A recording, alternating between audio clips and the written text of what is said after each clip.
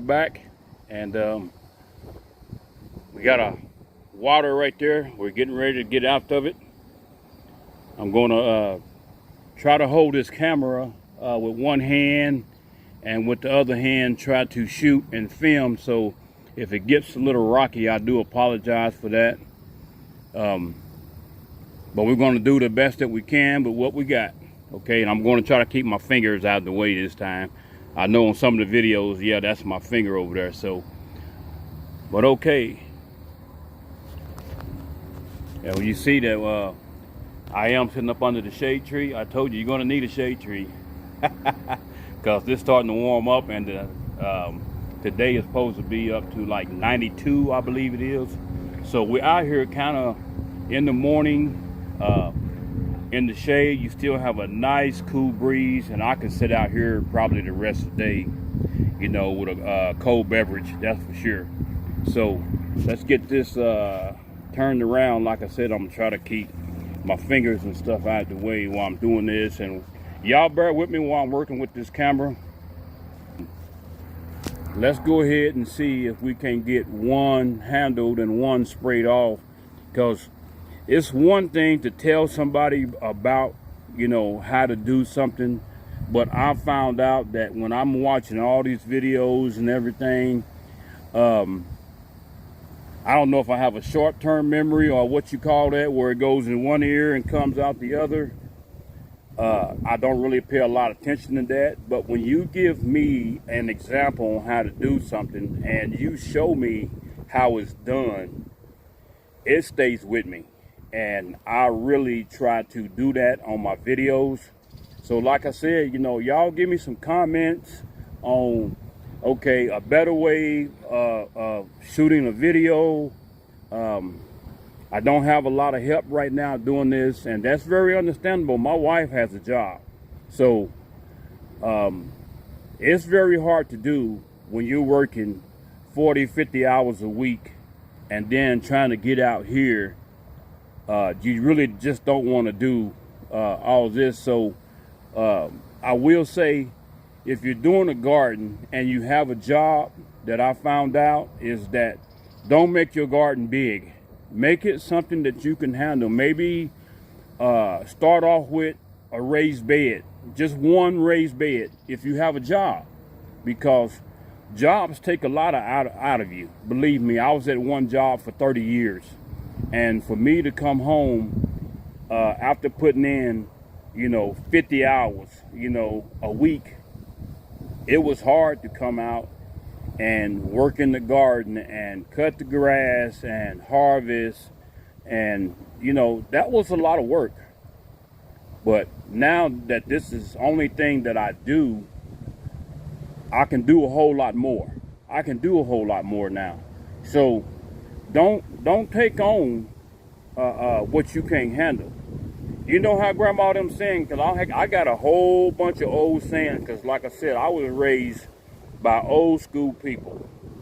So mama said, don't put nothing on your plate that you ain't gonna eat, because wasn't no such thing as wasting food back in the day. So let's get this started with this. I'm sorry, y'all, that wind is blowing. Praise the Lord. So let me keep my fingers out of the way. I'm going to grab this, and we're going to start with this one. I'm just going to use probably this one as a good example. So I will show you all the dirt that's on there. And see those cantaloupes? See how they turned over by the wind and the rain? Well, those cantaloupes are normally up under the leaves, because them cantaloupes this young, they don't need that direct sun. Now I'm telling you this because I've seen it, and it messes up your cantaloupe. So you want to have your cantaloupe shaded by the leaves. That's what all these big leaves are on here for. They provide shade for your melons. But we're going to get this sprayed, and again, I'm going to try to do this the best I can. See my sprayer right here, and you see the angle? You see what I got it on? I got it on a wide spray. You don't want to have it on the direct spray to knock your flowers off. You want to make sure you keep your flowers on there, and those bees can come in and pollinate those flowers. So make sure you don't knock your flowers off. So don't spray directly on the flower and have your sprayer kind of like this. See that? So let's go ahead, see if we can get that washed off a little bit.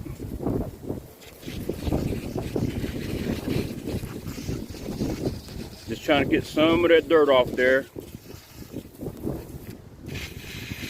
You see how I'm cleaning that cantaloupe up? There's actually 3 cantaloupe right there. I didn't see that little bitty one, but now I see it. So that leaf, I'm gonna try to get that cleaned up without spraying directly on the flower. See all that mud coming off there?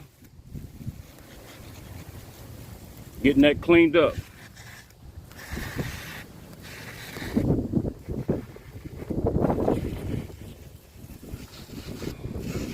That's okay, cantaloupe. You can thank me later. You can thank me later. And I know you will thank me later. You know why? Because these are some of the sweetest cantaloupes that I've ever grown. And I've been growing these now for about, 7, 8 years. And these are called burpee cantaloupe. My Lord, they are so delicious. And if we can get over this mud and all this rain, and if they come in correctly, I will show y'all just how big, sweet, and juicy they get. So the burpee is one of the bigger cantaloupes, and a lot of people think it's just because they're real big, they don't get real sweet. They think, you know, the small ones are real sweeter. Oh, I beg to differ on that. So, but like I said, that's just my opinion. So let me get this camera down here and see this plant that's in all this mud. Look at all that mud. See all that mud up under there? And this is tedious, but this is just what we have to do to get all of this mud off here. And you can see it's drawing roly-polies. Don't get it twisted. Sometimes roly-polies are good, but then sometimes roly-polies, they will eat on your plant. And see, they hiding up under the shade, but they gonna all scatter. You know how you turn the light on and them roaches scatter? Well, guess what we just did? We just turned the light on. They gonna start scattering because they don't like that light. Yeah, they've been exposed. And see all that dirt on here? See if I can grab this. And while we got it upside down a little bit, we're gonna go ahead and try to rinse that off. Yeah, gonna just rinse that underside real good right there. Get on off there, you muddy mud. You know, you play in the dirt, but you don't want to play in the dirt this much. Got to pump this up some more. I'm losing some power. So, and this is just what it takes to take care of your garden. This is a little slow process because I'm trying to film it, but I will move a whole lot faster once I turn and put this camera down. But like I said, I want to give y'all a good example. I'm trying to block that sun so y'all can see that. See how that's rinsing off there real good? Yeah. You see that flower right there? I'm trying to stay away from those flowers. And you can see how this one right here, it was really sunk down in the mud. Look at that. That was really sunk down in that mud. So I'm trying to give y'all, make sure that camera comes in good. And see, I'm washing all that mud off there. Getting all that mud off my plants. Give them a good little bath. And I said before, Mom always said, next to godliness is cleanliness. So you know what that means. You got to stay clean. So we getting him knocked on down. I'm glad y'all staying with me out there. We enjoy your thoughts and your comments. And as long as you have good, positive comments, you know, we really don't deal with comments that concerning, you know, our personal lives and all that. You know, we really don't get into all that. We call that gossip. So we stay away from that type of party. So we only have a positive party over here. So now you see how good and green this plant is. So if you leave these plants upside down like this, as you can see, you're starting to have more leaves come out on this side. And you're showing the belly of the plant. See, the belly of the plant, this belly should be on the ground. So this plant is trying to protect itself, and it's trying to cover up its melons. That's why these are new coming in over here. So we want to get this spent over the best that we can without causing any further damage, and still, you know, have it produce good fruit. So the cleaner that this is, the more that them aphids will stay away from it. So you see how beautiful green that is now? That's really green, really green. And I'll zoom in on one of the other ones out there, and you see how much more dirtier they are. They don't look fresh. They look like they're struggling. They're coming on, and they're coming on good, but they look like they're struggling. And a lot of these that's already out there now, I won't try to flip them over if they are mainly upright. I'm doing this one because it has turned on its side. So I want to use this one as a good example. So now we're going to try to roll this over, just like so. We're going to try to roll it over. Okay, sorry, my fingers is on the camera again. We're going to try to roll that over and give that fruit some shade and some protection from the sun. So we're just going to be gentle with it. And I hate that it's in this water line, and that's what happened. As you can see, there's a water line over here, a drain line that I had put in for when the rain came. But look what it did. It made another water line itself. That rain was so heavy. So I got two water lines coming down. So, okay, we'll get this turned over, and let's finish rinsing this side off one more time, and then I will show you the final result of how it looks when it's upright and everything else. And you have to go down through here. You have to kind of separate these, you know, as best that you can. So we're going to go ahead and get that a quick rinsing. And see, I can see some of those white aphids on there. I don't know if you can see that, but yeah, they're getting disturbed out of that dirt. They're getting disturbed, and they don't like that. They want it where it's all nasty and dirty in there, you know, to start breeding.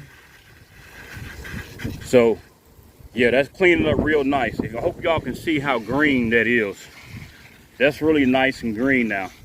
It's out of that mud. And like I said, I don't have my sprayer. I don't have it pumped up full notch. So, and we don't have it pumped up full notch, you won't be knocking all your flowers off. And now we're kind of waiting on the black and yellow bumblebees to come in. They always come in a little later, and they finish off pollinating these plants. So, oh yeah. Now you see how much better that looks? That is a whole lot greener than before. A whole lot more greener. And so let's do one tomato. we'll knock off one tomato, all that dirt off around the stem. I'm sorry, y'all, I didn't have that zoomed in right. So I got to try to watch what I'm doing and watch what this camera is. So we'll do another one real quick for you. Let me get my sprayer over here closer. So this is just what we have to do to keep the ball rolling. Just got to keep the ball rolling. So let's get that pumped up. And I'm going to get close on this tomato plant right here because it's real dirty. Keep the fingers out of the way. Okay. And see how the bottom of it is all dirty? That's just a landing pad for bugs and trouble. So let's get it cleaned off. Again, I got my sprayer. I don't have it pumped up real hard. Then I come in and I hit that stem real good. And at the same time, I am watering. See? Doing all that at once. Now y'all look at that plant. Isn't she beautiful? That's a beautiful plant right there, y'all. And these are my mid tomatoes. You see how big they have gotten. See how big they have gotten. Let me hit another one right there where I can reach it. Bam. Bam. Just quick rinse. Bam. See? Bam. Bam. She done. She done. She ready to grow. And you don't want to do this in the heat of the day. I'm sorry I didn't tell y'all about that, but that's very important. I'm not doing this in the heat of the day because in the heat of the day, it has a tendency to burn your plants, burn your leaves, I should say. And you don't want your leaves to be burnt. So I would recommend doing this early morning or late evening. Yes, early morning or late evening. So we'll pan back around over here, and that looks pretty good. And now I'm going to have to use two hands because I'm going to spread this out a little more. And then, of course, you'll see it later on, and we'll see what those cantaloupes are going to do. So now we're just going to walk the garden, y'all, and we're going to finish out. So I hope that was a good example of cleaning up your plants, digging them out of that mud a little bit so they can continue to grow. And a lot of people say, okay, the mud don't really hurt them. I've heard that before, so that's fine if that's what you want to do. But my video shows what I do, and I still take positive comments. I use them, and if you give me a comment, I will mention your name and everything on here. And I just love to see that, you know, you got to stay versatile. Got to stay versatile. Just don't get one-sided where you're not listening. So God always said, you know, you got to have a golden ear. So watch out for your silver tongue. So, okay? So that means that if you're a good listener, you can be a great leader. Okay? All right, y'all. Well, once again, I surely thank you all for joining us out here on Shade Tree.